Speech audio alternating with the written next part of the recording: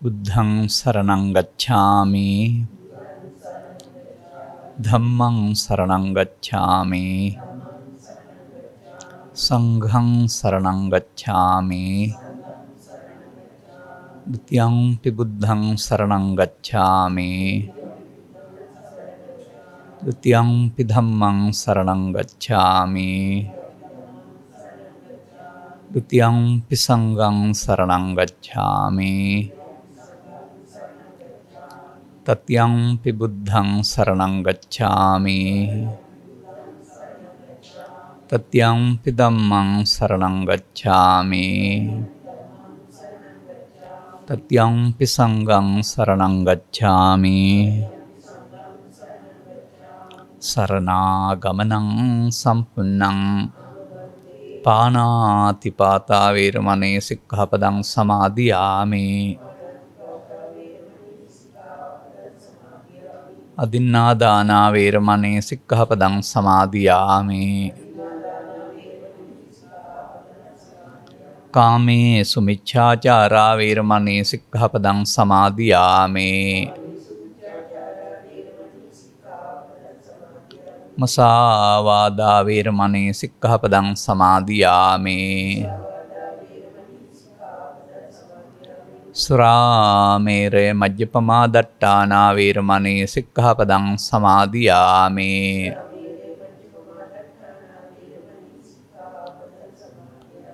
තිසරණේන සද්දින් පංචශීලං ධම්මං සාදුකං සුරක්ඛිතං කତ୍වා අපමාදේන සම්පාදේ තබ්බං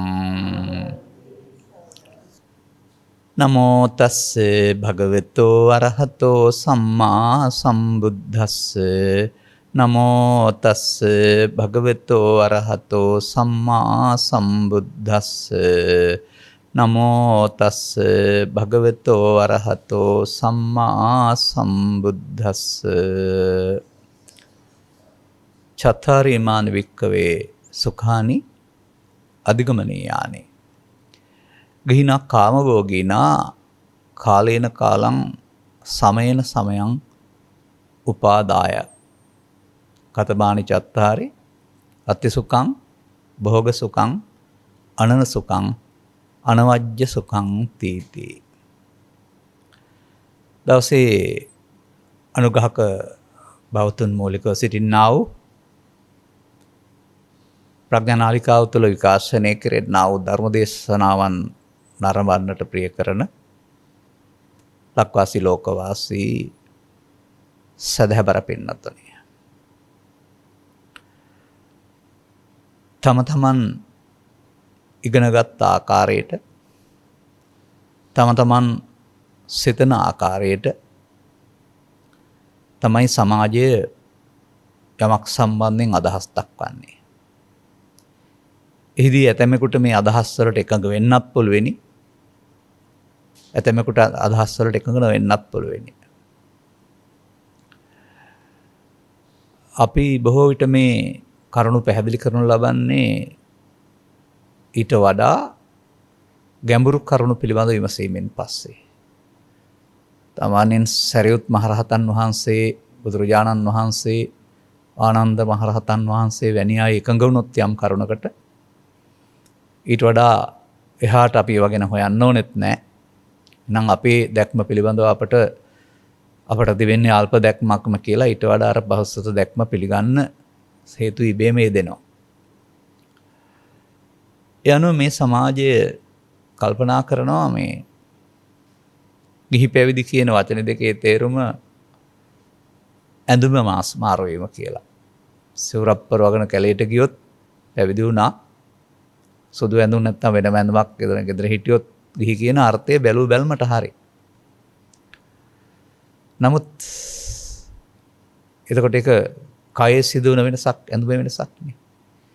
නමුත් මේ බුදු සසුන තුළ තිබෙනවා ධර්මයෙන් සිදුවෙන වෙනසකුත්. මම නම් දකිනවා ඇඳුම වෙනසක් නැතුව මේ සිතින් පැවිදි වෙන්න පුළුවන්කමකුත් තියෙනවායි කියලා ධර්මයේ තේරෙනකොට. ඒ අනුව මම ඔය සමාජයේ අද වෙන් කරලා තිබෙන අන්ත දෙක දැන් පාසල් යන කාලේ ඔබත් මේ අන්ත දෙක ඉගෙන ගන්න ඇති. අත්තකලමතාන යෝගය, කාමසකල්ලිකාන යෝගය. ඔකට ඉතින් සරල තේරුමකුත් සිංහලෙන් ලියා ගන්න ඇති ශරීරයට සැප දීම ශරීරයට දුක් දීම කියලා. මේව හරිම නොගැඹුරුයි. ඔක තේරෙන්නේ ත්‍රිපිටක ග්‍රන්ථ සූත්‍ර දේශනා සංසන්දනය කරනකොට. මේ මෙන්න මම දකින්නේ. මැදුම් පිළිවෙතට කෙනෙක් ඉන්නේ බුදුරජාණන් වහන්සේ වදාළ ධර්මයේ තේරුණායින් පස්සේ. තේරුණේ නැත්නම් පස්දර පිනවන හැමදෙනාම කාමසුකල්ලිකානුයෝගීන් ස්ත්‍රීද පුරුෂද ගිහිද පැවිදි කියලා තාවක් නෑ ආයේ. පස්දර පිනවන්න නැතුව බ්ලෝකේ මග ඇරලා සිරසන්සුන් කරන හැමෝම අත්කලමතානුයෝගීන්. බුදුන් වහන්සේ පහළ වෙන විට මේ යෝගී වර්ගය දෙක විතරයි හිටියේ. අපි අර දරුවන්ට සාමාන්‍යයෙන් පාසලේදී ගන්නුවට එහෙම මේ අත්හලතු අන්ත දෙක කියලා ඒ අත්හලතු අන්ත දෙකේ ඉන්න අයටයි උන්වහන්සේ දෙක දේශනා කළේ. නැත්නම් හැමෝටම අත්තරින්න නෙමෙයි ඔය පෙන්නන්නේ. Taman ඉන්නේ අන්ත එක නම් ඒ අන්තයේ තිබෙන ආදීනව තේරුණාම කාමසුකල්ලිකානුයෝගයේ දුක්ඛෝ නම් ඒ අන්තේ වැටහුණ පුද්ගලයා මැදුම් පිළිවෙතට එයි. අත්කලමතානුයෝගී අසාර නම් ඒක අතහැරලා මැදුම් පිළිවෙතේ සද්ධර්මයේ වැටහුණා. ඒ වගේ දුක කියන පදය වර්තමානයේ භාවිතා කරන්නේ Tamanට තේරෙන මට්ටමින්. ඒ අර සාමාන්‍ය දුක කියන කාරණාව. නමුත් ආර්ය සත්‍යයේ දුක කියන පදේ දුක්ඛ කියන දැනට එන්නේ. එතකොට ඔය බාහිර බලපෑම් මත ඇති වෙන දේවල් වලට වඩා මේක බොහෝ විට මානසික ඇතිවෙන්නා වූ ආතතියට කියන නමක් ඔය. ඒකේ ප්‍රභේද වන තරම් තිබෙනවා. මේ නිසා බුදු සමයේ දුක්ඛාගමක් කොට සලකන වෙනත් ආගමිකයන් ඉන්නවා. බුදුදහමේ දුක විතරයි උගන්වන්නේ ඔක නෝත සමාජයට ගැලපෙන්නේ නැහැ කියලා. ඒ උන්ගේ නොගැඹුරු බව. බුදු සමයේ උගන්වන්නේ දුක නෙවෙයි. දුක නැති වූ තැන සමාර්ගය. නොදන්නාකම නිසා ජීවිතේ දුකක් කරගන්නවා. නොදන්නාකම නිසා කෙනෙක් ජීවිතේ දුකට අවතීර්ණය වෙනවා. ඒකට උන්වහන්සේ මෙන්න මේ පාරේ ගොත් දුකටපත් වෙනවා කියලා හේතුව පෙන්නනවා. නමුත් බුදු සමයේ පෙන්වන්නේ දුක නැති වුන් තැන සාය සඳහා මාර්ගයක් නේ. ඒ කියන්නේ බුදු සමයේ දුක්ඛාගමක් නෙවෙයි එහෙමනම් සරසවාදී ආගමක්. ආගමක් කියන වචනයටවත් මම කැමති නැහැ. ජීවන දර්ශනයක් කියන්න ඕන. ජීවත් වෙන මිනිසා හොයන සැප හැමෝම සැප හොයන්නේ. නිර්වුල්ව සොයා ගන්නට උන්ගේ දර්ශනය වෙනස් කර දීමක් තමයි බුදුරජාණන් වහන්සේ කරලා තිබෙන්නේ. එනිසා අංගුත්තර නිකායේ චතුක්ක නිපාතයේ තිබෙනවා අනන කියන සූත්‍රයක්. මේක මම සමහර විට මාධ්‍ය හැම එකේදීම දේශනා කරලා තියෙන්න පුළුවන් වසර 3ක් 4කට 7ක් 8කට 10කට පෙර. නමුත් අද මේ මට දීලා තියෙන මාතෘකාව නගත් කල මේක නවතම ආකාරයෙන් විවරණය කරන්න සුසුයි කියලා හිතුන නිසා තමයි මේක මම ගත්තේ. මේක තියෙනවා මෙන්න මෙහෙම. මහණෙනි මෙන්න මේ සැප හතර කාමභෝගී ගිහියාට කාලෙන් කලට ඒ අනුගමනය කරන්නා වූ හේතු ඵල අනුව නැත්තම් මාර්ග අනුව භුක්ති විඳින්න අවසර තියෙනවායි කියලා. කාමභෝගී ගිහියාට බුදු සමයේ නිර්දේශ වෙනවා සැප හතරක්. මේ සැප හතර අනතුරු ලබන ආකාරයේ හොඳ විවරණයක් තියෙනවා. ඒක තමයි සමාජයට තේරුම් ගන්න බැරි වෙලා තියෙන්නේ.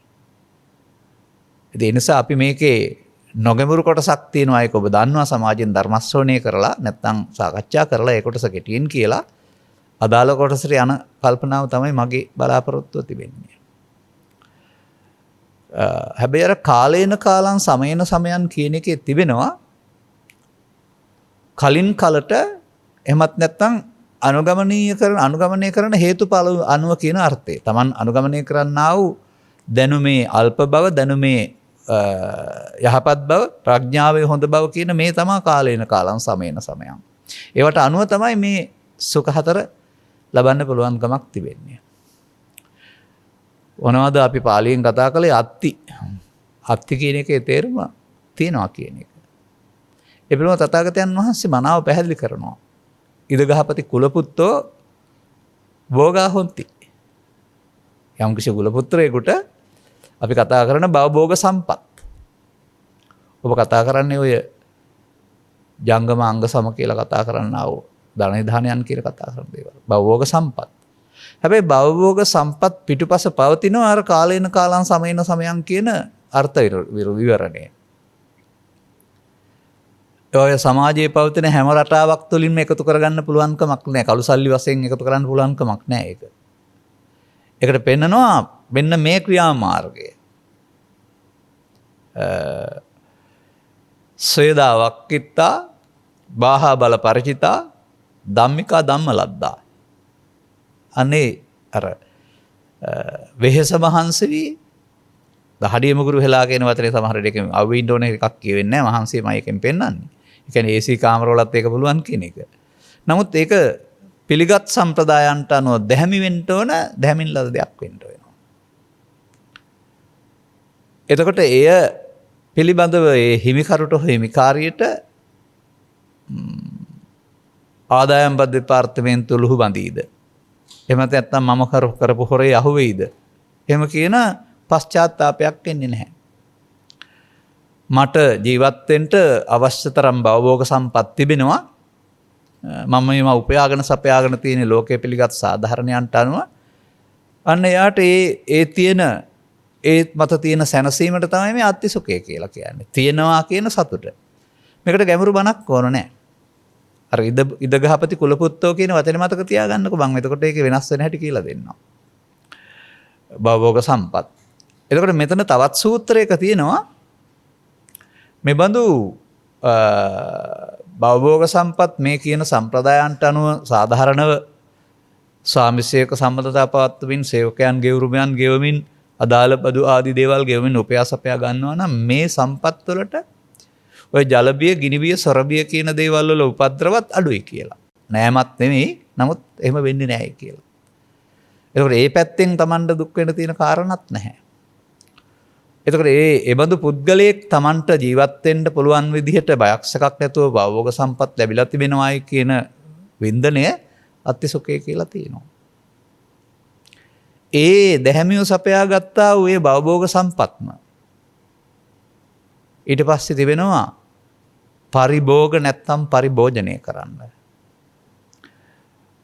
මේ උපයන්නා ස්වාමි පුරුෂයා නම් බිරිඳ, දරුවන්, සහෝදර සහෝදරියන්, ඥාතිහිත මිත්‍රාදීන්, ඒ වගේම අසල්වාසීන් නැත්තම් අසරණයන් අතුරුකොට ඒ අය වෙනුවෙන් පරිහරණය කරන්න, පරිභෝග කරන්නටත් ඒ වගේම පරාර්ථ කාමීත්වය තුළ පෘථග්ජන මට්ටමේ තව මේ කතා කරන කෙනා ඉන්නේ එහෙනම් පින් සඳහා ආයෝජනය කරන්න. ඒ විදිහට ඒක ආහාර වශයෙන් ගත්තොත් අපි කියනවා පරිභෝජනය කියලා. නැත්නම් අනිකුත් කාරණා වශයෙන් ගත්තොත් කියනවා පරිභෝග කියලා. එයින් හොඳ ලස්සන දෙයක් කියවෙනවා. අර උපයාසපයා ගත්ත දෙය සුරාවට, සූදුවට, දුරාචාරයට, වැරදි පැත්තට යොදලා දුක් වෙන්න කියලා නෑ. ඒක යොදන්න ඕන පැති ටිකක් තියෙනවා. අන්න ඒ විදිහට තමන්නේ උපයාසපයා ගත්ත දේ නිසි අයුරින් යුතුයකම් ඉටු කරමින් සාමාන්‍යයෙන් ඔය සිංහලවාද සූත්‍රයේ සදිසා සංග්‍රහය පෙන්වන්නේ අපි බැඳිලා ඉන්නවා පැති 6කට කියලා. ඒ ඔය අනාර්ය විනය තිබුණා වූ 8 දිසාව හරි 6 දිසාව හරි නෙමෙයි. පුද්ගලයෙක් මව්පියන්ට, දූ දරුවන්ට, සමාජයට, සේවක සේවිකාවන්ට, ඥාතීන්ට, ශාසනයට තියෙන සම්බන්ධතා ටික. ඒවා හරියට කරනවා නම් සදිසා නිර්භය වෙනවනේ පෙන්ලා තිබෙන්නේ. ඒකම තමයි මේ පෙන්වන්නේ. වැරදි ආකාරයට ආයෝජනයකින් තොරව සාධාරණ උපයාගෙන සාධාරණ ලෙස වේදා හදා ගැනීම තුළ Tamanට පශ්චාත්තාවපයක් නැහැ. එතකොට ඒ බඳු පුද්ගලයෙකුට Tamanට මේ දේවල් තිබෙනා නිසා එදා වේල හොයාගන්න මහන්සි වෙන්න අවශ්‍ය නැහැ. බුදුදහම ධර්මයේ පැත්තකින් තියලා බඩගින්න නිවා ගැනීම සඳහා සටන් කරන්න වෙන්නේ නැහැ. සාමාන්‍ය ඉහළම මට්ටමේ අයට ඒවා තියෙන නිසා ධර්මයේ හොයන්න ඕන කමක් නැහැ. සමහර විට ක්ලබ් ගානේ ඇවිදින දරුවෝ ඉන්නවා. දුගී පන්ති අයට බඩගින්න නිවා ගන්න ඇරුණාම වෙන දෙයක් කරන්න වෙලාවක් නැහැ. එතකොට බණ අහන්න වෙලාවක් නැතුව යනවා. නමුත් අර මධ්‍යම පන්ති කොහොම මේ භවෝග සම්පත් තියෙනකොට ඒවා නිසි කළමනාකරණයකට යොමු කරගන්න පුළුවනි නම් යම්කිසි ආයතනයක හෝ අධ්‍යක්ෂ මණ්ඩලයක් ආදී වශයෙන් Tamanට මේ සියලු දේවල් පිළිබඳ බර ඔලුවට එන්නේ නැහැ. Tamanට පුළුවන්කමක් තිබෙනවා මේ පිළිබඳ අර සතුසුඛයත් විඳින්න. නමුත් මතක තියාගන්න මේ තාම බුදුදහමේ ගැඹුර දැනගෙන නෙවෙයි කියන එක. ඒ නිසා පුද්ගලයෙකුට මේ කියන උපයාසපයා ගන්න මාර්ග ඔස්සේ අත්ති හෙවත් තියෙනවා කියන සතුට විඳින්න පුළුවන්. යහපත් ලෙස පරිභෝගය සහ පරිභෝජනය කරනවා කියන සුඛයත් විඳින්න පුළුවන්. තවත් එකක් තිබෙනවා. අනන ණය නැති බව. ඒක පාලියෙන් පෙන්වන අල්ප හෝ ණයක් නැත්නම්. දැන් ඔය සාමාන්‍යයෙන් ඔබ ණය ගැන දන්නවා නම් හෝ ගිනි පොලියට ණය ගත්ත පුරුද්දක් ඔබට තිබෙනවා නම් එවඳු ණයකාරයෙකුට පොලීවීම පිළිබඳව ණයකරුවන්ගේ දෝෂ දර්ශනය පිළිබඳව තමන් සතු දේවල් රජය සන්තක වේද ආදී පිළිබඳව බියකින් ඉන්න වෙනවා. නමුත් මේ එකෙන් කියන්නේ ණය ගන්න එපා කියන එක නෙවෙයි. ඒකේ තිබෙනවා රටාවක්. ඒක තියෙනවා මේ ලස්සන වචනයක් පැහැදිලි කරලා මේ දලිද්දං දුක්ඛං ලෝකේ ඉනදානංච උච්චති දලිද්දේ ඉනමාදාය බුඤ්ජමානෝ විහඤ්ඤති. අන්න ඒකේ කියලා තිනවා කරන්න එපයි කියන වැඩේ. ලෝකයාට දලිදුකම කියන එක දුකක්. ණය ගැනීමත් දුකක් කියලා තියෙනවා. නමුත් දිලින්දා ණය අරගෙන පරිභෝජනය කළොත් ඒ කියන්නේ ණය අරගෙන ආයෝජනය කරලා මුදලක් උපයා ගත්තොත් ණය පොලී ගෙවලා Tamanට ලාභ තියෙනවා. නමුත් කැමට ගන්නවා කියන එකේ තේරුම ඒ ණය මුදලට ආපහු ගෙවන්න විදිහක් නැතුව යනවා. අර පුඤ්ජමානය කියන එකෙන් පෙන්වන්නේ ඒකයි. ණය අරගෙන ඒකෙන් කෑවොත් වෙනසෙනවා. අන්න ඒකයි එතන පෙන්වන්නේ.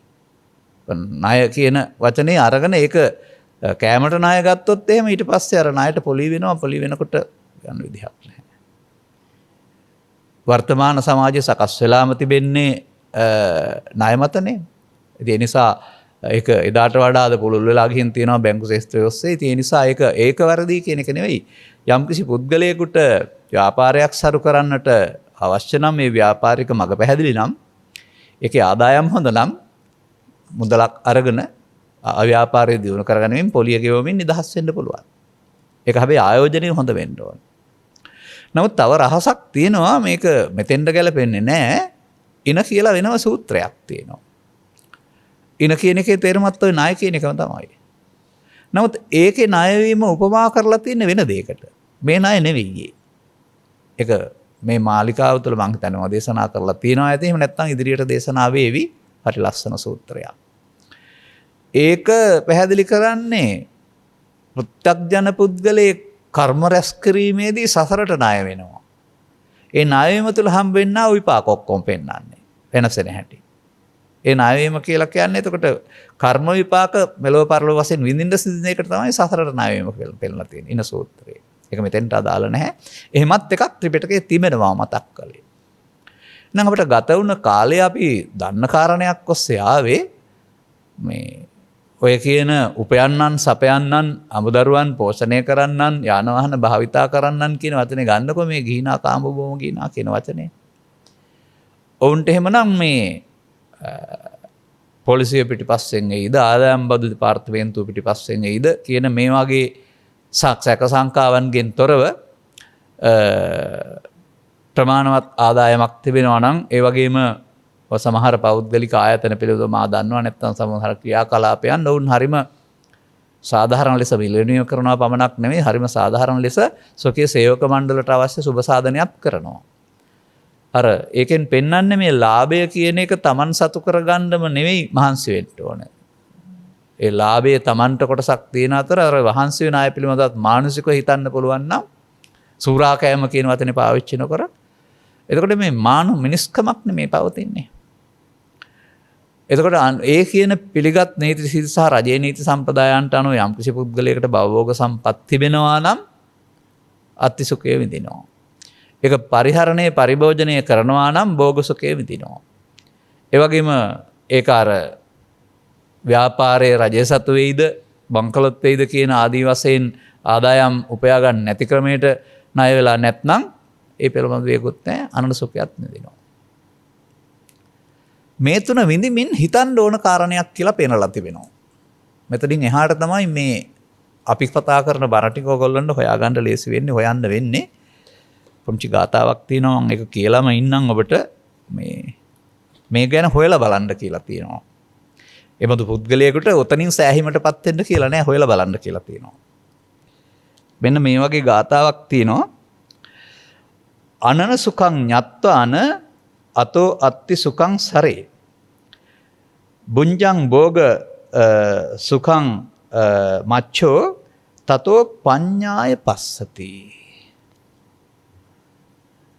මේ අනන සුඛයයි අත්ති සුඛයයි භෝග සුඛයයි විඳින්න තව එහාට නුවණින් බලන්නලු. ඒ බලපහම පේන දෙයක් තියෙනවා ඊළඟ ගාතාවේ. ඒ වගේම ඊළඟ පදයට යන්න. පළවෙනි එකේ ඉදගහපති කුලපුත්තෝ භෝගා හොಂತಿ. ඉදගහපති කුලපුත්තෝ දෙවෙනි එකෙත් මෙහෙම පරිභෝජනය කරනවා. ඉදගහපති කුලපුත්තෝ මෙහෙම ණය නැහැ. මතම මේ සූත්‍ර දේශනාවල තියෙන හරි සුන්දර සියුම් තැන්. නමුත් හතරවෙනි සැපයට එන්න ඉදගහපති කුලපුත්තෝ විතරක් වෙලා බෑ. ඒකේ කැලේට යන්න කියලාත් නැහැ, මහාන වෙන්න කියලාත් නැහැ. ඉදගහපති ආර්ය ශාවකෝ. කුලපුත්‍රයා දැන් ආර්ය ශාවකෙක් වෙන්න ඕන අනවජ්‍ය සුඛයට එන්න නම්. අනවජ්‍ය සුඛේ විස්තර කරනු ලබන්නේ නිවැරදි කාය වචී මනෝ කර්ම තුنين යුක්ත වෙන්න ඕනයි කියන එක. නමුත් මේ නිවැරදි කියලා කියන්නේ අර සද්ධර්මයේ නොදත් පුද්ගලයෝ කතා කරන්නා වූ හොඳ වචන කතා කරන එක, හොඳ දේවල් හිතන එක, හොඳ ක්‍රියා කරන එක කියන අර්ථයට එහා අනවජ්‍ය කියන එකේ තේරුම. අන්න එතනදී එහෙමනම් මෙන්න මෙහෙම ගාතාවකුත් තියෙනවා. ඒ ගාතාව කියලා මම මේක විස්තර කරන්නම්. අර විපස්සති නුවණින් බලන්න ඕන කියලා. එයා දැනගන්නවලු විපස්සමානෝ ඥානේති විමසුම් මැස යොමු කරපුවාම දැනගන්නවලු උබෝ භාගේ සුමේදසෝ. මේ දෙකක් මේ උබෝ භාගේ කියන්නේ මේක මේ අත්තිභෝග අනන සුඛ එක පැත්තකටත් අනවජ්‍ය සුඛේ තව පැත්තකට දාලා තමයි භාග දෙකක් වශයෙන් මේක කඩලා තියෙන්නේ. මේ දෙක විමසිල්ලෙන් බලනවායි කියලා තියෙනවා. උබේ භාගව සුමේ උබෝ භාගේ සුමේදසෝ. බැලුවම මේ තේරෙන ආර්ය පුද්ගලයාට තේරෙන්නේ නැහැ. ඔබට මම ඒක තේරුම් කරනවා ඉදිරි කාලයේදී. අනවජ්‍ය සුඛස්සේතේ කලන් නග්ගන්ති සෝලසින්. අත්ති භෝග අනන සුඛ තුන එක පැත්තකට දාලා අනවජ්‍ය සුඛේ අනිත් පැත්තට ගත්තොත් අනවජ්‍ය සුඛයෙන් 16න් එකක්වත් නැහැ කියලා තියෙනවා අත්ති භෝග අනන සුඛ තුන තුල. එහෙනම් අපි 16න් එක තමයි ධර්මයේ දන්නේ නැති පුද්ගලයා සාධාරණ ජීවත් වෙන්න ගිහින් අත්ති භෝග අනන සුඛ තුලින් විඳින්නේ. තව 16න් 15ක සුඛයක් උරුමයි අනවජ්‍ය සුඛය අර්ග්‍රහපතියටත්. නමුත් එතනදී ඔය කාම භෝගී කියන වචන වෙනුවට ඒ කාමයන්ගේ යථා ස්වභාවයන් තේරුම් ගත්තම ඒකෙන් පෙන්වන්නේ සම්පත් ඒක රාශි කරන්න එපයි කියන එක නෙවෙයි. සම්පත් තම තමන්ගේ ව්‍යාපාරයට දරුවන්ට අවශ්‍ය පරිදි එකතු කර ගන්න වෙනවා. නමුත් දසනේන සම්පන්නෝ කියලා එකක් තියෙනවා. මේවායින් අපි ලබන්නේ මොකක්ද? මේවන් අපි හොයන්නේ මොකක්ද කියන කාරණය පිළිබඳ අවබෝධයක් ලැබෙනවා. අන්න එතනදී භවභෝග සම්පත් ව්‍යාපාරات හැරෙන්නේ නැහැ. මේ බුදු සමයේ ඔතනාත හැරීම කියන ආර්ය ශ්‍රාවකයාට කරන්න පුළුවන් දෙයක්. ඒක සිතින් අල්ලා ගැනීම, සිතින් අතහැරීම. අර අතිභෝග සුඛවලදී ඒ සම්පත් ලබද්දී සිතින් අල්ලා ගැනීම කියන එක තිබෙනවා. නමුත් ඒ සිතින් අල්ලා ගන්න එක අතහරින්න මේ අතිභෝග සුඛ තුන විඳින කෙනාට බෑ. ඔහු ආර්ය ශ්‍රාවකයෙක් වෙන්න වෙනවා. අන්න බුදුන් වහන්සේගේ මේ වචන වල විශේෂත්වය තමයි කවුද මේ ආර්ය ශ්‍රාවකයයි කියලා කියන්නේ. ඔය ආර්ය පදේ යෙදෙන්නේ බුදු සමය තුළ විශේෂ අර්ථයකින්. නමුත් ඒක බුදු සමයට බුදුන් වහන්සේ අරන් තියෙන්නේ ಭಾರತයෙන්. ඒක පොතපත වැරණි කියවනකොට මට දැකන්න ලැබුණ කාරණා තමයි ಭಾರತೀයන් කළුහම ඇති අය. ඒකට සංක්‍රමණය වෙනවා සුදුහම ඇති අය මේ රටට. එතකොට මේ කළු සුදු දෙකේ අදක් තියෙනවනේ මෙහෙම වෙනසක්. ඔවුන් ඊට පස්සේ නමක් භාවිතා කරනවා මේ කළුහම ඇත්තන් අනාර්යයන් සුදුහම ඇත්තන් ආර්යයන්. ආර්ය කියන අර්ථය උසස් කියන අර්ථය. තථාගත බුදු පියාණන් වහන්සේ මේ චර්මයේ කළු සුදු බව අරගත්තේ නැහැ. නමුත් මේ බුන් වහන්සේ වදාළ ධර්මයේ වැටෙනකොට ආර්ය භාවයටපත් වෙන්න පුළුවන් කෙනෙකුට නැති අයට අනාර්ය. ඒක අපි තවදුරටත් සිහිල් කරනවා නම් අනාර්ය හේවත් පෘථග්ජන ආර්ය හේවත් පෘථග්ජන භාවයෙන් මිදෙන මගේ යන අය. එනම් චිත්ත ගහපති කියලා කියන්නේ මහානමච්ච කෙනෙක් නෙවෙයි. චිත්ත ගහපති කියලා කියන්නේ බුදුන් වහන්සේගේ ශ්‍රාවකෙක්. ඇතැම් භික්ෂුන් වහන්සේලාට දහම් කරුණු විසඳා ගන්න බැරි වුණාම වැඳලා අවසර ඉල්ලගෙන ඔබ වහන්සේලා අපට අවසර දෙනවා නම් මම මේක පැහැදිලි කරන්නම් කියලා කරුණු පැහැදිලි කරපු කෙනෙක් ගෘහපතියෙක්. විතරක් නෙමෙයි මම මෙලොවින් ගියොත් බුදුරජාණන් වහන්සේ වැඩ සිටියේදී උන්වහන්සේ මා වෙනුවෙන් කියාවි අනාගාමී වෙලයි මම පරලෝ ගියේ කියලා. උද්ධම් භාගයේ සංයෝජන 5 කඩාගෙනයි මම ගියේ කියලා උන්වහන්සේ කියාවි. එතකොට මේ චිත්තගහපති පුද්ගලයා අනාගාමී කෙනෙක්. එනිසා ඔය වර්තමාන සමාජයේ පවතින අර මම කිව්වේ ඉස්සලා තම තමන් දන්න මට්ටමින් තියෙන අදහස්. ගිහි ගෙදර ඉඳලා මේක කරන්න බෑ. මහාන වෙන්නේ නැතුව මේක කරන්න බෑ. අනාගත බුදුරජාණන් වහන්සේ හම්බෙන්නේ නැතුව මේක කරන්න බෑ. ඔය විවිධ මත තියෙන්න පුළුවන්. ඔය එකක්වත් නෙමෙයි ඇත්ත සිද්ධිය. මේ අත්තිභෝග අනනසුකේ විඳින්න ඕන කෙනෙකුට පුළුවන් මේ ලෝකේ. ඔය කියන සාධාරණයෙන් ඉන්නවා නම්. නමුත් අනවජ්‍ය සුඛයට එන්න බුදුදහමේ ගැඹුර තේරෙන්න ඕන. අනේ ධර්මයේ තේරුම් ගත්තාම තමයි මේ වෙනස් වීම ඇති වෙන්නේ කියන එක තේරුම් ගන්න වෙනවා. එතකොට එතනදී තමයි මම මතක් කළේ මේ කයේ වෙනස නෙමෙයි මේ සිතේ. ඔය සිතේ පැවිද්ද කියන එකේ තියෙනවා ස්ත්‍රී පුරුෂ ගිහි පැවිදි වේදෙන්තරව සෝවාන් සකෘදාගාමි අනාගාමි අරිහත් කියලා තැන් 4ක්. අන්න මේක ආරම්භ කරන්න පුළුවනි gedara ඉඳනොත්. ඒක තුළ තිබෙන්නා වූ සුඛයක් තමයි මේ නිවැරදි සුඛය කියන අනවජ්‍ය කියන්නේ නිවැරදි කියන එක. දැන් මේ ටික තේරුම් ගන්න පාසල් අධ්‍යාපනයෙන් ලබාගත් බුදුදහමේ දැනුමෙන් හෝ දහම් පාසල් අධ්‍යාපනයෙන් ලබාගත් බුදුදහමේ දැනුමෙන් හෝ එහෙම නැත්නම් පිරිවෙනක් අසුක ලබාගත් බුදුදහමේ දැනුමෙන් හෝ ප්‍රමාණවත් මගක් ලැබෙන්නේ නැහැ. වචන උදව් වෙන්න පුළුවන්. මන්දයත් මේ වර්තමාන සමාජයේ පවතින මේ ශික්ෂණ ප්‍රතිපදා තුනම පුද්ගලයා මුල් කොටගත්ත දෙයක්. පුද්ගලයෝ තමයි සංවර වෙන්නේ. අනිකුත් ආගම් වලත් පුද්ගල සංවරය උගන්වනවා. මම සමගාමීව දකිනවා. නමුත් බුදු සමයේ පුද්ගලයා සිත කය දෙකකට බෙදනවා. දැන් අපි අත්තිභෝග අනන සුඛ පිළිබඳ විදීමේදී මේ සිත කය දෙකකට බෙදලා බැලුවේ නැහැ. දැන් එතනින් එහාට අපි සිත කය දෙකකට බෙදලා බලන්න වෙනවා. මොකද මේක කය නෙමෙයි ප්‍රධාන සිත කියලානේ පෙන්වලා තිබෙන්නේ. අන පුද්ගලයා සිත පිළිබඳ බෙදා ගැනීමේදී මීට වඩා ඇත්ත ගැඹුරු දර්ශනයක් හම්බ වෙනවා සමාජයට. අන්න ඒකෙදි තමයි අර ආර්ය ශ්‍රාවක භාවයට පත් වෙන්න පුළුවන් ඇස පෑදෙන්නේ. මම සාමාන්‍යයෙන් මගේ දේශනාවල මේක බෙදලා පෙන්නලත් තිබෙනවා. අපිට දැන් පුද්ගලයෙක් වශයෙන් පෙනුනට මරණයටපත් වුණෙන් පස්සේ මේක අය සම්පූර්ණයෙන්ම පවතිනවා පෙට්ටියක් තුළ.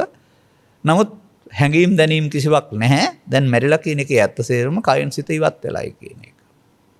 එහෙනම් සිත තිබියදී සියලුම දේවල් කයෙන් වචනෙන් සිතින් හෝ පස්දොරෙන් කළේ සිත මුල් කොටගෙන කියන එක පිළිබඳව තේරුම් ගන්න ප්‍රමාණවත්.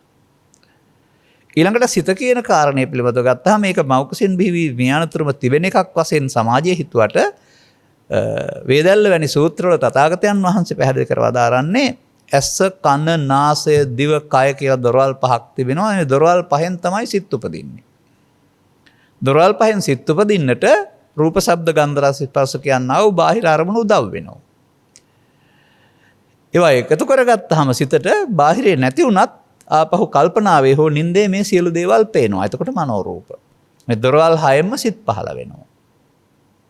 අන්න අපි එහෙමනම් අපි පුද්ගලයා නැත්නම් ඔබ ඇසෙන් සිත කනෙන් සිත නාසයෙන් සිත දිවෙන් සිත කයෙන් සිත සිතෙන් සිත කියන දොරවල් 6න් අපිලියලකට මාරු වෙන්නා වූ සිතින් සිතට යන ගමනක් තියෙන කෙනෙක් කියලා ඔබට වැටහෙනවා.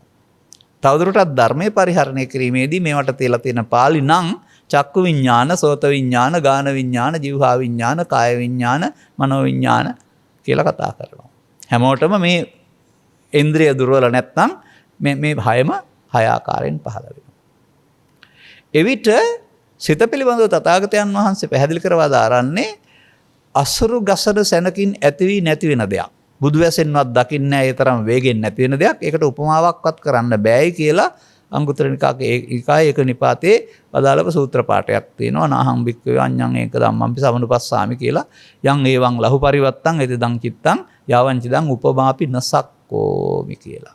උපමාවක් කරන්න බෑයි කියලා. එහෙනම් අපිට මෞකසින් බිහි ජීවිතාංශානිය දක්වා ජීවත් වෙන පුද්ගලයෙක් පෙනුනට මම කියලා කතා කළාට ඇතුළතින් සිතින් සිතට ඉපදෙමින් මැරෙමින් යන ගමනක්. අන්න මේ සිතින් සිතට ඉපදෙමින් යන ගමන පිළිබඳ අවබෝධයක් අර පෘථග්ජන පුද්ගලයාට නැහැ. ඒ නිසා ඔහු පුද්ගලයෙක් වශයෙන් අත්තිභෝග ආනන්ද සුඛ විඳිනවා. අනවජ්‍ය සුඛයට එන්න බෑ. මේක ඛේදවාචකයක් සමාජයේ තියෙන. මිනිසුන් හොයන්නේ ජීවත් වෙලා සැප. නමුත් හොයන සැපෙන් 16න් එකයි හම්ම වෙන්නේ. මොකද දර්ශනේ වැරද්ද. අත්තිභෝග අනන විතරයි ඒ ටික 16න් එකක් තරම්වත් වටින්නේ නැහැ. අනවජ්‍ය සුඛේ 16න් 15ක් තරම් වටිනවායි කියලා පෙන්නනවා. එහෙනම් ඒ ජීවිතේම ඉවත් වෙලා ඉවර වෙලා ඉන්නේ නැතුව අනවජ්‍ය සුඛයට යන්න ඕන මාර්ගය හොයා ගන්න වෙනවා. එතකොට මෙතනදී බුදුරජාණන් වහන්සේගේ ධර්ම න්‍යායෙහි පවතිනවා වෙනත් ආගම් වල නැති ගැඹුරු විග්‍රහයක්. ඇස, කන, නාසය, දිව, කය, සිත මුල් කොටගත් ඒ තුල සිදුවෙන්නා වූ ක්‍රියාදාමයක්. ඒ ඇස, කන, නාසය, දිව, කය, සිත මුල් කොටගත් ඒ තුල ක්‍රියාදෙන්නා වූ ක්‍රියාදාමයේ නිර්වුල්ව තේරුම් ගන්නට වත්මන් සමාජය අසමත් වෙලා තිබෙනවා. මන්දයත් දේශකින් වහන්සේලාගේ පොත්පත්වල පවතිනා වූ ඉගැන්වීම් වල පවතිනා වූ ඌනතාවයක් නැත්තම් දුර්වලකමක් නිසා. ඒ නිසා අදටත් මට කතා කරන සමහර අය කියනවා අපි හිතාගෙන හිටියේ මේ ඇහැයි කනයි නාසයි දිවයි කයට තමයි පංචස්කන්ධය කියන්නේ කියලා. අපි හිතාගෙන හිටියේ කයට තමයි පංචස්කන්ධය කියන්නේ කියලා. ඉතින් ඔතන ඉඳන් මේ ගමන එන්න බෑනේ. එයාට මම කියනවා සංයුත්ත නිකායේ සත්තට්ඨාන කුසල සූත්‍රය හදාරන්න නැත්නම් අපි කියන දේ පිළිගන්න. තථාගතයන් වහන්සේ වදාරනවා ඇස නිසා, කන නිසා, නාසය නිසා, දිව නිසා, කය නිසා සහ සිත නිසා මිනිසෙකුට වේදනා හයක්, සංඥා හයක්, සංකාර හයක්, විඥාන හයක් පහළ වෙනවායි කියලා. ඒක රූප වේදනා සංඥා සංකාර හය කියන්නේ කය නෙමෙයි, ඇසෙන් කනෙන් නාසෙන් දිවෙන් කයෙන් පහළ වෙන අරමුණ මුල් කොටගත් අරමුණ තුළ තිබෙනා වූ විශ්ලේෂණය. නමුත් අරක කියමින් ඉන්න අය තාමත් ඉන්නවා. ඒක විශ්වාස කරන අය තාමත් ඉන්නවා. ඒක ග්‍රාමීය ව්‍යවහාරයේ ඔය වෙද මහත්වරු නැත්නම් ඔය කපු මහත්වරු මේ ශරීර පංචස්කන්ධයට කියන වචනේ කයට පාවිච්චි කරන නිසා බුදුන් වහන්සේ වදාළේ ඒක කියලා හිතන් ඉන්න අය. ඊළඟ තව ගැටලුවකට එනවා ඊට එහා පැත්තට මේ පොත්පත්වල පවතිනා වූ නාම රූප විග්‍රහයේ නාමංච රූපංච කියන එක අරගෙන නාමංච වේදනා සංඥා සංකාර රූපංච කය කියලා අර ගන්නවා. මෙහෙම ගත්තාම ලොකු අමාරුවක් වෙටනවා මේගොල්ලෝ දන්නේ නැහැ. මන්දයත් ඔය කියන කයයි හිතයි දෙකම තියෙන්නේ අපට සහ ත්‍රිසන්ගත අපට පේන මව් කුසෙන් බිහිවෙන සත්තුන්න විතරයි. ඕපපාතික പ്രേත, භූත, දේව, බ්‍රහ්ම කිසිවෙකුටත් වෙමදු පඨවි ආපෝ තේජෝ මුල් කොටගෙන හැදෙන්නා වූ ඝන කයක් නැහැ. එතකොට ඒක රූප කියලා ගත්තොත් වේදනා සංඥා සංකාර නාම කියලා ගත්තොත් එහෙනම් අපායේ දිව්‍ය ලෝකේ බ්‍රහ්ම ලෝකේ රූප නැතුව වේදනා සංඥා සංකාර විඥාන හතරෙන් පරලෝකියාද කියලා මට අහන්න හිතෙනවා. නමුත් ගිලාන සූත්‍රයේ තථාගතයන් වහන්සේ වදාරලා තිබෙනවා බ්‍රහ්ම ලෝකෙත් තියෙනවා සක්කාය. ඒ සක්කාය කිව්වේ මේ කයට නෙමෙයි පාලි පොතේ එහෙම ඉගන්නුවාට පංච උපාදානස්කන්ධයට. එහෙනම් පංච උපාදානස්කන්ධය බ්‍රහ්ම ලෝකෙත් තියෙනවා නම් එහෙනම් ඒකෙත් රූප තියෙන්න ඕනනේ. අන්න එහෙමයි අපි මේවා විශ්ලේෂණය කරන්නේ. එහෙනම් සත්‍යයා අපාය යන්නේත් පංච උපාදානස්කන්ධෙන්, දිව්‍ය ලෝක යන්නේත් පංච උපාදානස්කන්ධෙන්, ලෞකික ධාන වල බඹලෝ යන්නේත් පංච උපාදානස්කන්ධෙන්. පංච උපාදානස්කන්ධෙන් මිදුන තැනක් නැහැ. මේ ඔය කියන පවෙන් පිනෙන් ධානයෙන් පරලෝ යාම තුළ. එහෙනම් සංකිට්ඨේන පංච උපාදානස්කන්ධා දුක්ඛා කලකට මග ඇරලා ගියා, කලකට ඈත් වෙලා හිටියරනම ගැලවෙන්නේ නැහැ. අන්න මේ අනවජ්‍ය සුඛයේ විඳින්න මේ පංචස්කන්ධය පංච උපාදානස්කන්ධය වෙන හැටි. දැනට තමන් ඒක අර අත්තිභෝග අනන සුඛය තුළ මේ පංචස්කන්ධය පංච උපාදානස්කන්ධය තුළ බවට පත් කරගෙන අර සැපයට අමතරව මේ දුක් ටිකත් විඳින හැටි තේරෙන්න වෙනවා. එමනම් ඒ ජීවිතේදීම පුළුවන්කමක් තියෙනවා උපාදානයේ වෙන එක අත්හිටවා එතෙන් පටන් උපාදානයෙන් මිදෙන මාර්ගේ යන්න. ඒක තේරෙන්න ඕනේ යම් කිසි පුද්ගලයෙකුට. දැන් ඔය වච්චගොත්ත බමුණට බුදුන් වහන්සේ පැහැදිලි කරපු සූත්‍ර පාඨයක් නිරන්තරයෙන් මා ඔබට ඉදිරිපත් කරනවා සවන් දෙන්නන්ට. ස උපාදානස්සකෝ අහං වච්ච උත්පත්තිං පඤ්ඤාපෙමි නෝ අනුපාදානස්ස. වච්චගොත්ත පිරිවැජිය මම මේ සත්වෙන්ගේ උත්පත්ති පනවන්නේ උපාදාන සහිත තෙක් පමණයි. උපාදාන නැත්තම් උත්පත්ති පනවන්නේ නැහැ. එහෙනම් අපිට කල්පනා කරන්න වෙනවා පවෙන් පරලෝ යනවා කියන එකේ ඇතුලේ පව නැමැති පවේ උපාදානයේ තියෙනවායි කියන එක. පිනෙන් සුගතිය කාම සුගතිය උපදිනවා කියන එකේ පින තුල උපාදානයේ තියෙනවායි කියන එක. ලෞකික ධානලාභින් ධානයෙන් පරලෝක රුපිය අරුපිය බමතල උපදිනවා කියන එකේ උපාදානයේ තියෙනවායි කියන එක. බුදු සමය සරියුත් මහරහතන් වහන්සේලා වැනි චරිත සම්බන්ධයෙන් ගත් කල උපාදානයෙන් මිදුන තැනටපත් උනායි කියලා පෙන්නනවා. උපාදාන නැත්නම් උත්පත්ති පනවන්නේ නැහැ. එහෙනම් උපාදානය වීම ස්ත්‍රී පුරුෂ ගිහි පැවිදි ભેදෙන්තරව කාමසුකල්ලිකාන යෝගය තුලයි කල්පනාන යෝගය තුලයි තිබෙනවා. අන්න එකයි මම කියන්නේ. ඒ වෙනස පිටට පෙනුනට මේ උපාදානයේ නැමැති දෝෂය තියෙනවා. උපාදානයෙන් මිදෙන්න පුළුවන් කාටද? ආර්ය ශ්‍රාවකයෙකුට විතරයි. ඒ කියන්නේ එයාට තේරෙනවා ඒක. බුදුන් වහන්සේ වදාළ ධර්මයේ තේරෙනවා. මේක මම සාමාන්‍යයෙන් හිතන්න වචනයක් වශයෙන් ඉදිරිපත් කරලා තියෙනවා සමාජයට ගෙදර ගිහින් කල්පනා කරන්න. නැත්තම් සවන් දෙන අයත් කල්පනා කරන්න. අර සමාජයෙන් ආපු ඉගැන්වීම තුළ අපට අනිකුත් ආගම් වලට සමගාමීව පාපය නරකයි පින හොඳයි පව් පින් දෙකක් තියෙනවා. එතකොට පාපය කියලා කතා කරන්නේ අපි කතා කරන සතුන් මැරීම හොරකම් කිරීම කියන ආදී කාරණා ටික පාපය. නමුත් ආරි සත්‍යයට යනකොට මම දකිනවා ඔයිට වඩා ගැඹුරු කරුණක්. ඒක මම පාඩයක් තුළිනුත් ඉදිරිපත් කරනවා සමාජයට. තථාගතෝ භික්ඛවේ අරහං සම්මා සම්බුද්ධෝ දේ ධම්ම දේශනා පරියායන භවಂತಿ. කුද්දක නිකායේ දේශනා කියන සූත්‍රය තුල පවතිනවා බුදුරු ලෝකෙට පහළ වෙලා ධර්ම පරියාය දෙකයි දේශනා කරන්නේ. හුඟක් නැහැ. එක මිනිසාට වැරදි තිබෙන හැටි හෙවත් පාපම් පාපකතෝ පස්සතාති. පාපය ලාමක වශයෙන් දකින්න. අපේ ඇසෙන් නොව බුදුරජාණන් වහන්සේ වදාළ ඇසින් අපට දකින්න පුළුවන් නම් පාපේ පාපම් පාපකතෝ දිස්වා. පාපේ ලාමක වශයෙන් දැක තත්ත විරජ්‍යත විමුච්ඡත නිම්බින්දතාති පාපේ කලකිරෙන්න එයින් මිදෙන්න ඈත් වෙන්න ගැලවෙන්න. නොඇලෙන්න ඈත් වෙන්න. කලකිරෙන්න නොඇලෙන්න ගැලවෙන්න. එතකොට පාපයේ දැනගෙන පාපයෙන් ගැලවීම විතරමයි බුදු සමය. මොක්ඛ ගැඹුරු අර්ථය. දැන් පාපය කුමක් කියලා හිතනවාද? මම කියනවා සත්‍ය සසරේ ඇවිදින්නේ උපාදානය නැමැති පාපයෙන්. උපාදානෙන් මිදීමට කුසලයේ කියලා කියනවා.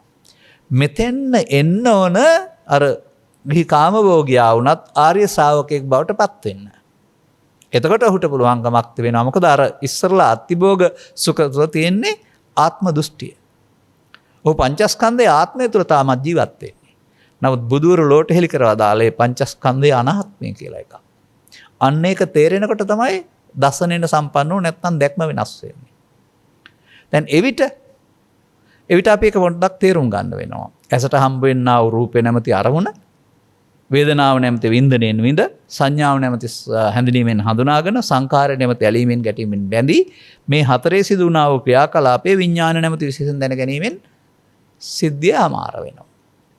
කනේ හම්බ වෙන්නා වූ ශබ්ද රූපය සැප දුක් උපේක්ෂා වේදනා වශයෙන් විඳ ශබ්දයේ ස්වභාවය හඳුනාගෙන ඒකට ඇති වෙන්නා වූ රුචි අරුචිකම එකතු කොට ඒ ටික විශේෂයෙන් දැනගෙන විඥාණයෙන් ඉවර වෙනවා. මේ නිසා ඇස නිසත්, කන නිසත්, නාසය නිසත්, දිව නිසත්, කය නිසත් මිනිසාට අරමුණෙන් අරමුණට රූප වේදනා සංඥා සංකාර පහක් හටගෙන නැසෙනවා. ආගම් ભેදයකින්තරව, ಜಾති ભેදයකින්තරව, ස්ත්‍රී පුරුෂ ભેදයෙන්තරව, ගිහි පැවිදි ભેදයකින්තරව මේ ඉන්ද්‍රිය ටික ඔක්කොම තියෙනවා නම් මේ ස්කන්ධ පංචකයාගේ ඉපදීම මැරීම නම් ඕ ධර්මතාවය හැමම තුළ සිද්ධ වෙනවා. නමුත් ඒක බුදුදහමේ ග්‍රන්ථවලවත් හරියට පැහැදිලි කරගන්න බැරි වුණාම අන්‍ය ආගම් ගැන කවර කතාවද? මේක දැනගන්න නැතිව අනවජ්‍ය සුඛයට යන්න බෑ. දැන් මෙන්න මේ ස්කන්ධ පංචකය තමයි පුද්ගලයා පරිහරණය කරන්න ළමා කාලේ ඉඳලාම. අරමුණෙන් අරමුණට මැරෙමින් යන ගමන තියෙන්නේ. ඇහැට පෙනෙන්නේ නැහැ තේරුම් ගන්න ඕන. එතනදී ඔන්න වරදින හැටි පෙන්නනවා. අර අනවජ්‍ය වෙනකොට සාවජ්‍ය වෙන හැටි. ඒක පෙන්නනවා ආලෝක ධර්ම සූත්‍රේ නම් ලාභේදී අනුරුජ්‍යති අලාභේදී පටිවිරුජ්‍යති. නින්දාවේදී පටිවිරුජ්‍යති ප්‍රශංසාවේදී අනුරුජ්‍යති. සැපේදී අනුරුජ්‍යති දුකේදී පටිවිරුජ්‍යති. යසසේදී අනුරුජ්‍යති ආයසේදී පටිවිරුජ්‍යති. ඇලෙනවා ගැටෙනවා.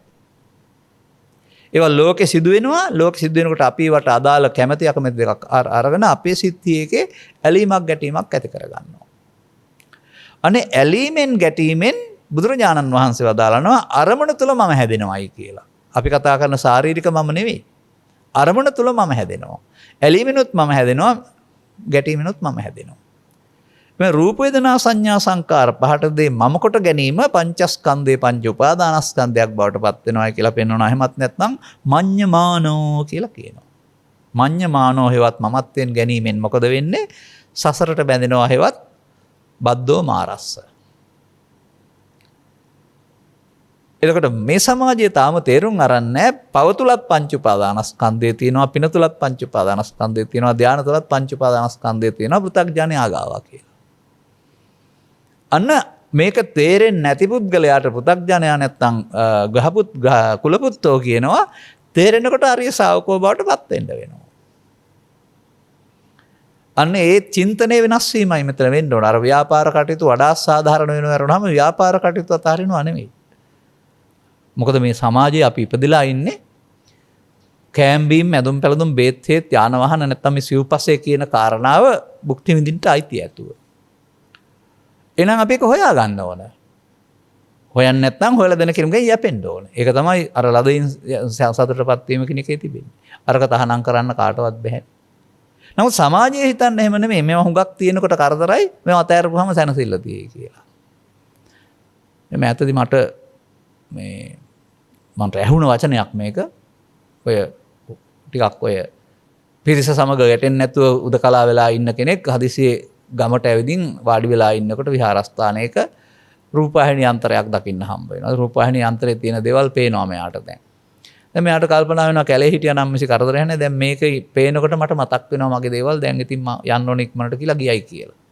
දැන් අර මොකද කරලා තියෙන්නේ? අවබෝධ කරගෙන නැහැ කැලේට ගිහින් මග ඇරලා ඉන්නේ. දැක්ක ගමන් ආපහු වෙන්නේ තමන්ගේ හිතේ තිබෙන කුණු ටික එක හදාගන්න තේරෙන්නේ නැහැ. ඒ නිසා වත්මන් සමාජයේ පුද්ගලයන් ඇඳුම් මාරු කරලා ඔතෙන්න ගියයි කියලා මම නම් දකින්නේ නැහැ සුගතියක් වෙයි කියලා. හැබැයි මේ දැක්ම ඇති කරගන්න පුළුවන් නම් අවශ්‍ය කෙනෙකුට නැත්නම් ඇඳුම් මාරු කරන්නත් පුළුවන්. අවශ්‍ය නැත්නම් ඇඳුම් මාරු කරන්න ඕනෙත් නැහැ. තේරුම් ගන්න මේ කාරණාව. එහෙනම් මෙතන මොකද්ද සිදුවෙන්නේ අපි අතින්? මේ අනවජ්‍යක සාවජ්‍ය වෙන්නේ කොහොමද? ඔය ඇස නිසා, කන නිසා, නාසය නිසා, දිව නිසා, කාය නිසා පහළ වෙන්නා වූ අරමුණු හය මුල් කොටගත් රූප වේදනා සංඥා සංකාර පහට එන දේවල් ළමා කාලේ පහු වෙනකොට ඒතං මම ඒදෝහං අස්මින් ඒසෝමේ අත්තා කියන පාලි පදේ යටතේ ඒ මගේ, ඒ මමගේ, ඒ මගේ ආත්ම කොට අපි ගන්නවලු. අන්න සිතින් ඇලෙනවා කියන්නේ මේකට. දැන් පංචස්කන්ධ පරිහරණයෙන් ජීවත් වෙන්න ආපු පුද්ගලයා පංච උපාදානස්කන්ධයක් හදා ගන්නවා. දැන් මෙතනදී ඕනෑම ස්කන්ධ පංචකයකදී ලෝභ සහිතයි නම්, ද්වේෂ සහිතයි නම්, මෝහ සහිතයි නම් මොකද වෙන්නේ? ඒක අවසන් වෙන්නේ අනාගත ඵලයක් උපදින්න හේතු ඉතුරු කළ හැවස් සතරට බැඳිලා. අර බද්දෝ මාරස්ස කියන්නේ ඒකයි. මමත්වෙන් මොනවා ගත්තත් මායයට බැඳෙනවා. මායя කියන කතාව විස්තර කරලා දෙන්නම් ඔබට. රාධනෑමති භික්ෂුව බුදුරජාණන් වහන්සේට ප්‍රශ්නයක් විමසත් කරමින් විමසනවා මාරෝ මාරෝති බන්තේ උච්චති. ස්වාමීනි මාරයා කියලා කියනවා. කොහොමද මේ මාරයා කියලා කියන්නේ කියලා. උන්වහන්සේගේ විවරණය තුළ පවතින්නේ රාදේ යම්කිසි පුද්ගලයෙක් ගාව පංච උපාදානස්කන්ධය තියෙනවා නම් මාරයා ඉන්නවා. අන්න අර අත්තිභෝග අනනසුක විඳින ගෘහපති පුද්ගලයා පංච උපාදානස්කන්ධයෙන් ඉන්නේ. එහෙනම් එයා ළඟත් මාරයා ඉන්නවා. මාර බන්ධනෙන් මිදීම නැහැ ඒකේ. ඒකට අර ටික අතහැරලා කැලේට යන එක නෙමෙයි කරන්න ඕනේ. ගෘහපති පුත්‍රයා ආර්ය ශ්‍රාවකෙක් වෙන එක. ඔන්න බුදුබණ අවශ්‍ය වෙන කාරණාව. ගැඹුරු දෙයක් පැහැදිලි කරලා දෙනවා. එතකොට එහෙමනම් මේ සිත තුළ සිදුවෙන ගැඹුරු දර්ශනයක් අපට වැටහෙන්න පුළුවන්කමක් තියෙනවා. මේ සිතට හැකියාවක් තිබෙනවා යම් දෙයක් ඉතුරු කරලා අවසන් කරන්න සහ ඉතුරු නොකර අවසන් කරන්න. අරමුණෙන් අරමුණට. ඉතුරු කරලා අවසන් කරනවා කියන එකේ තේරුම මම හොඳ වැඩක් කරන්නම්කෝ වෙලාවක් ආවම කියලා හෙට එක පාවිච්චි කරන්න ගන්න තියෙනවා. ඔබම කරන වැඩ මෙහෙම හිතා ගන්නකෝ. අද නින්දාවටපත් වුණා බැන ගන්න විදිහක් නැහැ, පහල ගන්න විදිහක් නැහැ දුර්ලභමක් නිසා. නමුත් වෙලාවක් වෙනතුරු කල් මරනවා නැත්නම් ග්‍රාමීය විවහාරේ පාරම්බානවා කියලා වචනයක් තිබෙනවා. අන්න එහෙම යම් කිසි දෙයක් අද අවසන් නොකර යලි ගන්නට තියපු එකක් නැවත උපදිනවා. මෙලොව වශයෙන්ුත් නැවත උපදිනවා. ඒකට කියනවා ප්‍රවෘත්ති විපාක කියලා. එහෙම තියපු නිසා තමයි ජීවිතෙන් එහා පැත්තට පව් උපාදානයෙන් නැවත උපත අපායට, පින් උපාදානයෙන් නැවත උපත කාමසුගතියට, ධාන උපාදානයෙන් නැවත උපත බඹලොවට නැවත උපදින්නේ. නැවත උපදින්නේ දෙන්න තියෙන ඒවට කියනවා අවශේෂ නිරෝධය. අනේ පෘථග්ජන පුද්ගලයා අවශේෂ නිරෝධය නැමැති මාර බන්ධනය තුළ තමයි ජීවත් වෙන්නේ. කොතරම් හොඳ වෙන්න හැදුවත්, කොතරම් සැප විඳින්න හැදුවත්. ඒ නිසා එහෙබඳු අය කියනවා අපි මෙච්චර සාධාරණව මෙච්චර හොඳට ජීවත් වෙලා මෙච්චර පින් දහම් කළත් අපිට කිසි සැසීමක් නැහැනේ කියලා. ඇයි උපාදානයේ දුකින් මිදෙලා නැහැනේ වුන්. අනිකුත් භවෝග සම්පත්තල සුඛේ තිබුණාට උපාදානයේ නැමැති වීමේ දුකින් මිදෙලා නැහැ. බුදු සමයේ ගැඹුරු දර්ශනය ජීවිතය තුළම උපාදානයෙන් මිදීම මුල් කොටගත් ජීවන ප්‍රතිපදාවක්. පස්සේ නෙමෙයි ලබාගත් ජීවිතේම තමන් සතු යුතුයකම් මැනවින් ඉටු කරමින් තමන්ට පෞද්ගලිකව උපාදානෙන් මිදීම මුල් කොටගත් ප්‍රතිපදාවක්. ඔන්නෝක තේරෙන එක්කනට තමයි ආර්ය ශ්‍රාවකයයි කියලා කියන්නේ. එතකොට අර සාවජ්‍යයක අනවජ්‍ය කරන්න පුළුවන්කමක් තිබෙනවා. කොහොමද ඒක? මම කිව්වා අවශේෂ නිරෝධය. සිංහලෙන් කියනවා හේතු ඉතුරු වී අවසන් වීම. ඇසේ, කනේ, නාසයේ, දිවේ, කයේ, සිතේ ඕනම තැනක අරමුණක් තුල මේ උපාදානයේ වී අවසන් වීමේදී හේතු ඉතුරු වීම අනුසය කියලාත් කතා කරනවා. මේක අවශේෂ නිරෝධයයි. ධර්මයේ තේරෙන්නේ නැති අයට ඒක තමයි කරන්න පුළුවන්. ධර්මයේ තේරුම් ගත්තාම මේක යොදන්න පුළුවන්කමක් තියෙනවා. නිර්වශේෂ නිරෝධය, නිර්වශේෂ හේතු ඉතුරු නොවි අවසන් කරන්න. අපි කරමින් හිටපු දේම අනිත් පැත්තට යන්න පුළුවන්කමක් තියෙනවා. කරමින් හිටපු දෙයට කියනවා අනුසෝතගාමී කියලා, අනිත් පැත්ත හැරෙනවට කියනවා පටිසෝතගාමී කියලා. බුදුන් ලෝට ධර්මයේ හෙලි කරන විට පවොස්සේ, පිනොස්සේ, ධානොස්සේ අනුසෝතගාමීන් හිටියා. දිවස දිවකන පරිචිත්ත විඥානනේ පුබ්බේ නිවාස ඥානොස්සේ ඥාන දිනු කරගෙන මේ පැවැත්ම හොඳ කරගත් අය හිටියා. නමුත් පටිසෝතගාමීන් කිසිවෙක් හිටියේ නැහැ. පළවෙනි පටිසෝතගාමී බුදුරජාණන් වහන්සේ ලෝකයාට සැප ලබන්නට නම් පටිසෝතගාමී ප්‍රතිපදාවට එන්න කියලා ප්‍රඥාවන්තින්ට ආරාධනා කළා. විපස්සමානෝ ඥානේති විමර්ශනය කරලා බැලුවොත් මේ උබෝ භාගය කෙරෙහි අත්තිභෝග අනන කියන තුන එක පැත්තකට දාලා අනාවජ්‍ය සුඛය තේරෙනවා. ඔන්න ඔය සැනසීම තේරෙනකොට අනේ අපි මිරිගුවක් පිටිපස නේද මේ ලුහු බැන්දේ. බලාපොරොත්තු වෙන සැප කොතරම් හොයනවා වුණත් ජීවිත අවසානයේට අතෘප්තිය, සැනසීම, මදකම, බිය ආදී සියලු කාරණා. මොකද උපාදානය තුල තමයි ජීවත් වෙන්නේ පුද්ගලයෙක් වශයෙන්. මේකෙන් මිදෙන්නට බාහිර වශයෙන් ඕවා අතහැරීම හරියන්නේ නැහැ. ඔය ඡාග කියන පදේ තේරුම අපි තෑගි කියලා කියන්නේ. ඒක යම් කිසි දෙයක් දෙන එකනේ. නමුත් ඡාග තියෙන්නේ ආර්ය ධනේ. සද්දා ධනං, සීල ධනං, හිරියොත්තප්පයන් ධනං, සුත ධනන්ත ඡාගෝච. මේ ඡාග කියන්නේ ඔය බාහිර වස්තු පරිත්‍යාග කිරීමට නෙමෙයි. ඒක ආර්ය ධනයක් නම් ලෝභය, ද්වේෂය, මෝහය අතහරින්න ඕනේ. ඒක තමයි ඡාග. අතහරිනවා කියන එකනේ. ඒවා අතහරින්න අරමුණෙන් ඒවා අල්ලගන්න හැටි සහ අරමුණෙන් අතාරින හැටි තේරෙන්න ඕන. මම ඔබට මුලිනුත් මතක් කළා ත්‍රිපිටක සූත්‍ර දේශනා පරිහරණය කරමින් ලෝකයා මේ සම්බන්ධයෙන් අදහස් සංසන්දනය කරමින් තමයි අපි මේවා ගැඹුරු කරාගෙන යන්නේ කියන එක. එහෙනම් ඔබට දැන් ඔබ ගත කරන ජීවිතයේ ඔය කියන ආකාරයේ යුතුයකම් වගකීම් සහිත එකක් නම් අනේක තිබුණාවයි එහෙමම තියෙන්නේ. මම මේක පෞද්ගලිකව තොරතුරක් වශයෙන් කියන්නම්, අවශ්‍ය නැත්නම් කපලා දැම්මත් කමක් නැහැ. මේ විකාශනයේදී මේ මෑතදී මම දකිනවා මේ කිසියම් ව්‍යාපාරික මහත්මයෙක් මේ ලංකාවේ විශාල ව්‍යාපාරයක් ආරම්භ කරනවා. බැලුවහම ඒක විතරක් නෙමෙයි, තවත් ව්‍යාපාරයක ලංකාවේ හිමිකරුවෙක් සහ විදේශීය විශේෂ ව්‍යාපාරයක හිමිකරුවෙක්. බැලුවම මේ රටේ ඈත ප්‍රදේශයක වසර 25 30කට පෙර ඉගෙන ගත්ත තරුණ ළමෙක් ගිය මාර්ගයේ අද ගිහින් විශිෂ්ට ගණේ ව්‍යාපාරිකයෙක් වෙලා රටට මුදල් උපයා දෙන්න පුළුවන්, විශාල පිරිසකට රැකියා දෙන්න පුළුවන් උගතෙක් වෙලා. දැන් ඔහුට ඕක අතහැරලා මහාන වෙන්න කියලා කිව්වොත් අපි හරිද? ඕවා කරලා වැඩක් නැහැ කියලා. නෑ. ඒක දකින්නකොටත් අපේ ඇස් වලට කඳුළු උපදිනවා. මේ වගේ අය 10 දෙනෙක් හිටියොත් රටේ කියලා. මොහුට මේ ව්‍යාපාර දෙක වගේ තව 10ක් පාලනය කරන්න පුළුවන් නම් රට කොච්චර ගොඩ එනවද? ඔහුට ඒක කරමින් කළමනාකරණය කරගෙන ඒවට අධ්‍යක්ෂ මණ්ඩල දාලා ආධ්‍යාත්මික ගමන වෙනම ගිය හැකි. අරව අතාරින්න බන කියන්නේ නැහැ අපි. ඒ බඳු අය තවත් ඕන. මොකද මේ ව්‍යාපාරික මනස, ව්‍යාපාරික හැකියාව කියන එක හැමෝටම එන්නේ නැහැ. ඒවා මොලෙන් එන දෙයක් නේ, මනසෙන් එන දෙයක් නේ. යම් යම් ඥානන් හේතු නිසා හෝ මොනවා හේතු නිසා. ඔවුන් අනිවාර්යයෙන්ම රට ගොඩනගෙන මේ කොටස් කරුවන් වෙන්න වෙනවා.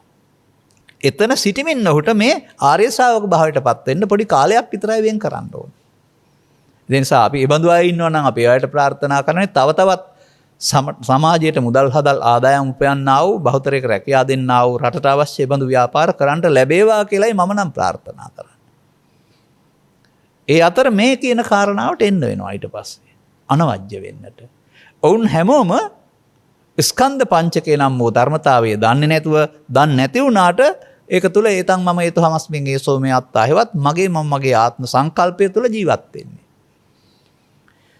අන්න ඒ නිසා තමයි උන්ට අනවජ්‍ය සුඛය ලබන්න බෑ. ඒකේ තියෙන්නේ අර සාවජ්‍ය සුඛය. මගේ මම මගේ ආත්ම කියන වචනේ තේරුම තමයි සිංහලෙන් නිත්‍ය සුඛාත්ම කියලා කියන්නේ. ඒක ලෝකයා එහෙම පරිවර්තනය කරගෙන නැහැ, පතපොතෙත් කියන්නේ නැහැ.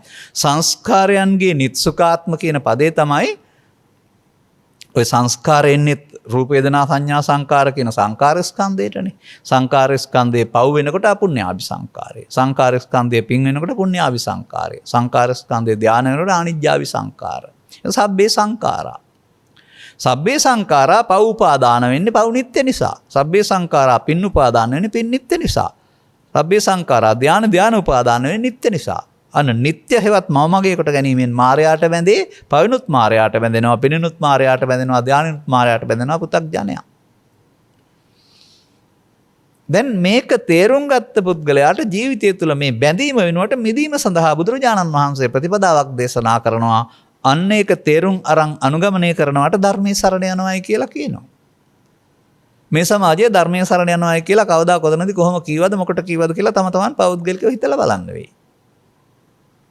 මේ දුකින් මිදීමට ආර්ය සත්‍ය තමයි ධර්මයේ සරණ පවතින්නේ. තවත් විදිහකින් කියනවා නම් ඉද ගහපති ආර්ය ශාවකෝ කියන පදයෙන් ඊට පස්සේ තමයි ඔහුට මේ උපාදානයේ දුකින් මිදීම සඳහා අවශ්‍ය ධර්මයේ තේරුම් ගන්න පුළුවන්කමක් තිබෙනවා. ඉතින් ඒක මම පැයක් තුළ විස්තර කරාට මා දන්න කරුණක් තමයි අප විසින් කරලා ධර්ම දේශනා 50ක් 60ක් 100ක් 700ක් විතර අහලා තමයි බොහෝ දෙනෙක් මේක අනුගමනීය ප්‍රතිපදාව තේරුම් අරන් තියෙන්නේ. මොකද අපට නම් මේක පැයකින් කරන්න පුළුවන්. නමුත් තම තමන් දරන මත අපහැරලා මේක ඇත්ත කියලා තේරුම් අරන් ඉදිරියට එන්න කලක් යනවා කෙනෙකුට. ඒක එන්න ඕන අපි කියන නිසා නෙවෙයිනේ. ඇත්ත නම් තේරුම් ගැනීම තුළ එන්න ඕන.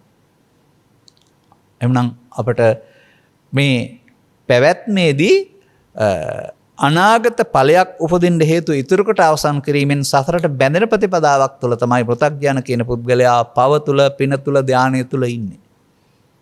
ඒක දන්නේ නැහැ. ඒක තමයි බුදුන් වහන්සේ වදාරන්නේ පෘථග්ජනයා සියලු දෙනා පමා වූවෝ. ඒ ලේට් කියන අර්ථයෙන් නෙමෙයි මේ සසරේ පමා වූවෝ සසරට බැඳුනාය. නමුත් මේකෙන් මිදෙන පාරක් වෙනත් ආගම් වල අපි දකින්නේ නැහැ. අබුද්ධෝත්පාදයක් තුළ දකින්නෙත් නැහැ. බුදුවරු ලෝක පහළ වෙලා සද්ධර්මයේ දේශනා කොට තිබියදී මිනිස්වත් බව ලබා තේරුම් ගන්න පුද්ගලයාට පමණක් මෙය කළ හැකියි. අන්න ප්‍රඥාවන්තයා කියන කෙනා. මේ උදාවින් පවතින මේ බඳු දුර්ලභ අවස්ථාවක් නම් ඔබට ඒක තේරෙනවා නම් ඔබ ඒක හොයාන තමයි සංසාරේ බොහෝ කල් ඇවිත් තියෙන්නේ. මිනිසාට පමණක් බෑ මිනිසාට සදහම් හමු වෙන්න වෙනවා. සදහම් කියන එක හමු වෙන්නේ නැහැ පුද්ගල විවරණය තුළ. සදහම් හමු වෙන්නේ ස්කන්ධ පංචකයේ අනිදුක්ඛ අනාත්මය තුළ. ස්කන්ධ පංචකයේ අනිදුක්ඛ අනාත්මය සදහම් වෙන විට ස්කන්ධ පංචකයේ නිත්සුකාත්මය සදහම් වෙන්නේ නැහැ. ස්කන්ධ පංචකයේ අනිදුක්ඛ අනාත්මය අනවජ්‍ය වෙනකොට ස්කන්ධ පංචකයේ නිත්සුකාත්මය සාවජ්‍ය. සාවජ්‍ය බැවින් කර්ම මාර්ගයට අහු වෙලා උපාදානය වෙමින් ගමන යන. උපාදාන පත්‍යා භව, පපච්චා ජාති, ජාති පත්‍යා ජරා මරණං. ඒක නෙවෙන්නේ නේ. ඕන එකකද? එහෙනම් ඔබට තම තමන්ගේ වේ යුතුයකම් ඉටු කරගන්න ගමන්ම මේ හට ගන්න දෙය අනාගත ඵලයක් උපදින හේතුවක් ඉතුරු නොකර අවසන් කරන්න මොනවා කළ යුතුද? ඒක තේරුම් ගන්න වෙනවා. කරලා පුරුදුයි අනාගත ඵලයක් උපදින හේතු තියලා අවසන් කරන එක. ඒ කියන්නේ සිහිය නැහැ. සිහිය නැති බැවින් මමත්වයට වසම ගෙවි ලෝභයෙන්, ද්වේෂයෙන්, මෝහයෙන්, මානයෙන්, ඊර්ෂ්‍යාවෙන්, ක්‍රෝධයෙන් කටයුතු කොට ගමන දික් කරගන්නවා. සසර ගමන දික් කරගන්නවා. සසර කියන එක මම දකින්නේ තියෙන එකක් විදිහට නෙවෙයි. තම තමන් අනුගමනීය ප්‍රතිපදාවට අනුව හැදෙන එකක් විදිහට. මතක තබා ගන්න. තමන් රැස් කරන කර්මයන්ට අනුව තමයි සසර හැදෙන්නේ. පාප කර්මයෙන් සතර හදන්න පුළුවනි. පුණ්‍ය කර්මයේ පාප කර්මයේ උපාදානයෙන්. පුණ්‍ය කර්මයේ උපාදානෙනුත් සතර හදන්න පුළුවනි. ධාන කර්මයේ උපාදානෙනුත් සතර හදන්න පුළුවනි. ඒ පමාව තුළ අන්න අර කුලපුත්තෝ ඉදගහපති කුලපුත්තෝ කියන කෙනා මෙතන ඉන්නේ. දැන් ඔහුට ආර්ය ශ්‍රාවක භාවය ලැබෙනකොට ඔහු ආර්ය ශ්‍රාවකෙක් වෙනකොට මේ පමාව වෙනුවට ඔහුට නොපමා වෙන්න තේරෙනවා. කොහොමද මේක පාලියෙන් පෙන්ලා තියෙන පදය සිංහලට පරිවර්තනය කළොත් අපි කෙටියෙන් ගන්නෙ? මහන්නේ අල්ලා ගැනීමෙන් තැවුල දේශනා කරමි, අල්ලා නොගන්න එනන් නොතැවුල දේශනා කරමි. ඔය අල්ලා ගැනීම කියන්නේ අරමුණ උපාදාන කරගන්නවට වචනයක්. අල්ලා නොගන්නවා කියන්නේ උපාදානය නොකර අවසන් කරනවට වචනයක්. අන්න උපාදානයේ නොවි අවසන් වෙනට වර්තමාන ස්කන්ධ පහ පාවිච්චි කරන්නට එතෙන්ට සිහියව මන්න පුළුවන්කම තිබෙන්න වෙනවා.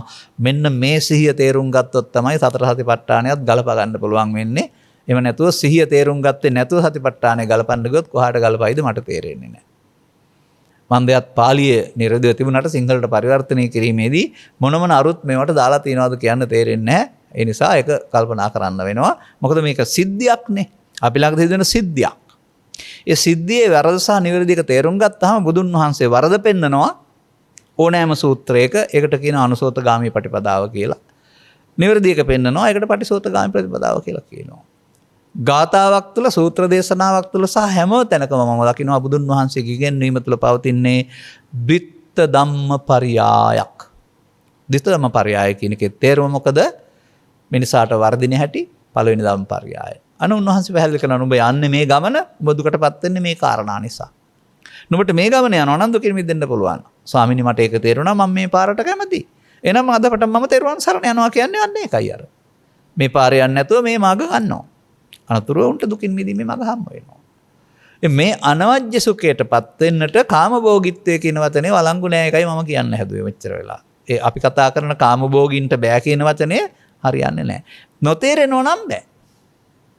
නොතේරෙනව නම් කාමභෝගීන්ටත් බෑ. නොතේරෙනව නම් අත්කලමතාන යෝගීන්ටත් බෑ. ඒ දෙකේ තමයි ඉන්න වෙන්නේ. ඒක තේරුම් ගත්ත පුද්ගලයාව දෙකේම උපාදානය අතහරිනවට තමයි මැදුම් පිළිවෙත කියලා කියන්නේ. කාමභෝගියා නම් කාම උපාදානය අතහරින්න වෙනවා. ධානලාභියා නම් ධාන උපාදානය අතහරින්න වෙනවා. මොකද දෙකම තියෙන්නේ කොහෙද? අරමුණේ තියෙන්නේ. අපිව කතා කරන ලොකු දේවල් සේරම අරමුණේ තියෙන්නේ. ඉතින් අරමුණ අල්ලා ගැනීමෙන් උපාදානය වෙයි. අරමුණ අල්ලා නොගැනීමෙන් උපාදානය නොවි. මේක වෙන ආකාරයේ මගේ සූත්‍ර දේශනාවල මම බොහෝ වාරයක් කියලා තිබෙනවා. අද මට මේ කාලේ මදි වේවි ඔබට ඒක පැහැදිලි කරන්න වෙනත් සූත්‍ර දේශනාවකින් ඒක අහගන්න. මේ මෑතදී කරපු සූත්‍ර දේශනාවල මෙන්න මෙහෙම පදයක් මම කියලා තිනවා. ඒක ඔබට මතක් කරනවා විතරයි මේ මොහොතේ. මේක දකින්න පුළුවන් වෙන්න ඕන පොතේ නෙවෙයි. උගන්නන්න නෙවෙයි දැනගන්න ඕන. ඔබේ ඇස තුල, කන තුල, නාසය තුල, දිව තුල මේක වෙනවද? ඒක තේරුම් කරලා බලන්න. තේරුම් ගත්තා නම් ඒක නොවි ඉන්නේ කොහොමද? ඒකත් බුදුන් වහන්සේ වදාරනවා. නමුත් ඒක අපිට ඇස තුල බලන්න, අරමුණක් තුල බලන්නට අර මූලික අධ්‍යාපනයේ දහම් අධ්‍යාපනය තුළ ලබා දෙන්නේ නැහැ ඉගෙනීම. ඒක සාමාන්‍ය විෂයානුබද්ධ ඉගෙනීමක් සහ ලකුණු ගන්න වැරුණාම මේක ප්‍රායෝගිකව බලන්න ඕන දෙයක් කියලා හිතන්නේ නැහැ. ඒ තත්ත්වයේදී මම මේක පාලියෙන් විතරක් කියන්නම්. ආපහු සූත්‍ර දේශනාවල නැවත කියවි අදාළ තැනකදී ඕකම කියන වෙලාවල් තියෙනවා. ඔබට අහගන්න පුළුවන් වෙයි. තින්නම් සංගති පස්සෝ පස්සපච්චා වේදනා වේදනාපච්චා තණ්හා තණ්හාපච්චා උපාදාන උපාදානපච්චා භව. මේ තමයි සාවජ්ජය වැරදි. කයෙන් වචනෙන් සිතින් සිදුවෙන කාවජ්‍ය කර්මවල ඇතුළත తත්වය. තින්නම් සංගති පස්සෝ පස්සපච්චා වේදනා වේදනාපච්චා තණ්හා තස්සා ඒව තණ්හාය අශේෂ විරාග නිරෝධෝ තණ්හා නිරෝධා උපාදාන නිරෝධෝ උපාදාන නිරෝධෝ භව නිරෝධෝ භව නිරෝධා ජාති නිරෝධෝ. අර ඉස්සරලා එකට කියනවා අවිද්‍යාපච්චා සංඛාරා කියලා, මේකට කියනවා අවිද්‍යාව මුක්ති කියලා. මෙන්න මේක තේරුම් ගන්න. මේක තේරුම් ගන්න. තේරුම් ගන්න පුළුවන් නම් ඔබ මේ බුදුන් වහන්සේගේ ධර්මයට හිමිකරුවෙක්. ඔබ ගෞතම සාසනයේ ඒ සඳහා හොයාන ආපු කෙනෙක්.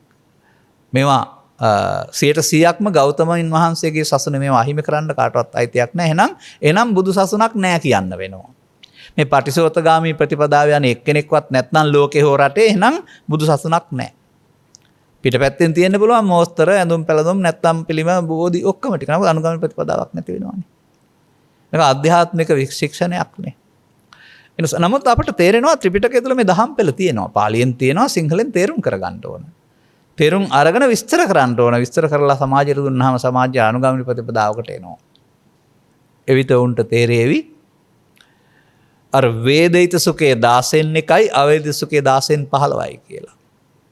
ඒ කියන්නේ ජීවිතය තුළ පවතින උත්තරීතර සැනසීමකට හිමිකම් කියන්න සිද්ධ වෙනවා. මේ අතහැරීමේදී මොනවද දන්නවද අතහැරෙන්නේ? ලෝභ, දේශ, මෝහ, ඊර්ෂ්‍යා, ක්‍රෝධ, වෛර අතහැරෙනවා. ඒ නිසා ලෝභක්කය, ද්වේෂක්කය, මෝහක්කය නිබ්බානං කියලා කියනවා. ඒක තේරුම් ගත්ත පුද්ගලයාට ස්ත්‍රී පුරුෂ ගිහි පැවිදි භාවය වැදගත් නෑ. මේ ස්කන්ධ පංචකේ අනාත්මයේදී ස්කන්ධ පංචකේ ආත්මය තුල තමයි ඔය සේරම බෙදලා තියෙන්නේ. අනාත්මයේ තේරුම් ගත්ත පුද්ගලයන් සඳහා පමණයි. ඒ වන විට ආරණ්‍යද ඉන්නේ, හිටපුවවයි ආරණ්‍යේ. ඒ වෙනකොට පැවිදි වෙලාද ඉන්නේ, පැවිද්දේ හිටපුවවයි. ඒ වෙනකොට පැවිදි වෙලා නැද්ද? එහෙනම් එතන හිටපුවවයි. දැන් අපි මේ පැවිදි වෙලා ඉන්නවනේ කලක් තිස්සේ අපට ආයේ ඕක අතහැරලා යන්න ඕන කමක් නැහැ දැන්.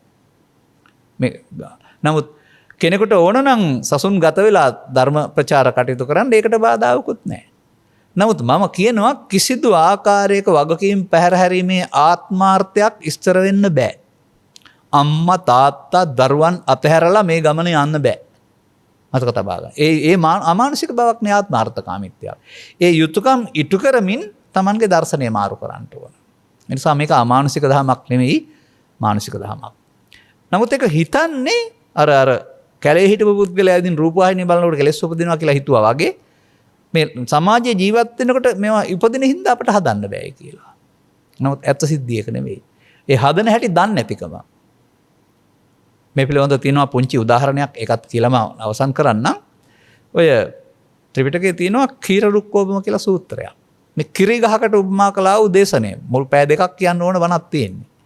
උන්වහන්සේ වදාරනවා රටේ තියෙන කිරි ගස් අවුරුදු 10ක් 15ක් ඉස්සත් තරුණ වෙන්න හැදුනොත් එහෙම ඉතින් කිරි තියනවා ගහේ පෙනෙන්නේ නැහැ. කෙටරියක් කරන් මේකේ පස්පලකට කෙටුවොත් පස්පලෙන් මෙන්නේ ගහේ තියෙන කිරි කියලා කියනවා. කිරි නොවෙන්න නම් ගහ වේලෙන්න ඕනයි කියලා කියනවා. මේ උපමාවෙන් පෙන්වන්නේ තමන් හදාගත්ත ලෝභ දේශ මොහයන් ඇහෙන් කනෙන් නාසයෙන් දිවෙන් කයෙන් ගැටෙනකොට තමන්ගේ හිතේ තියෙන කැවිදින් දුක් දෙනවා කියලා මේ පෙන්වන්නේ. ඒක නැති දවසට කිරි වේලෙනවා කියන්නේ ඒකයි. ඒ ටික හිස් වුනහම දුක් නැහැ කියන එක. හරි ලස්සන සූත්‍ර දේශනාවක්. එතන අපේ දුර්වලකම් ටික අපි හදා ගන්න ඕන. හදාගත්තාම තේරෙවි නිවීම කියලා එකක් තියෙනවායි කියලා. මීට වඩා මං හිතන්නේ ඔබට කාලය දෙන්න බැරි වේවි. ඒ නිසා ඔබගේ මාතෘකාවට ගැලපෙන ආකාරයෙන් මේ ධර්ම දේශනාවම ගැලුවේ. එහෙමනම් අපට මේ අත්තිභෝග අනනසුකේ හිර වෙලා ඉන්නවද 16න් එක තුල බුදුන් වහන්සේ වදාළ පරිදි ආර්ය ශ්‍රාවකෙක් බවට පත් වෙලා අනවජ්‍ය සුඛයට හිමිකම් කියනවාද? ඔබට තේරෙනවා නම් තේරුම් ගන්න ඔබට හිමිකම් කියන්න ලැබේවි. ඔබ ඇතුළු සවන් දුන්නා වූ හැම දෙනාට බුදු සමයේ ගැඹුරු තේරුම් අරගෙන ජීවිතය තුළ ලෝකෝත්තර සැනසීම හිමි කරගන්නා වූ මං පෙත්විවර කරගන්නට මෙම කරුණ පැහැදිලි කිරීම හේතු වාසනා වේවායි කියන සුභාශිංසනයේ ප්‍රාර්ථනා කරමින් මම ධර්මානුශාසනාව මෙතකින් අවසන් කරනු ලබනවා. සබ්බිහිතයෝ විවජ්ජන්තු සබ්බ රෝගෝ විනස්සතු මාතේ බවත් අන්තරායෝ සුඛී දීඝායුකෝ භව හැම දිනාටම තෙරුවන් සරණයි. දේශක්ඛයෝ නිබ්බානං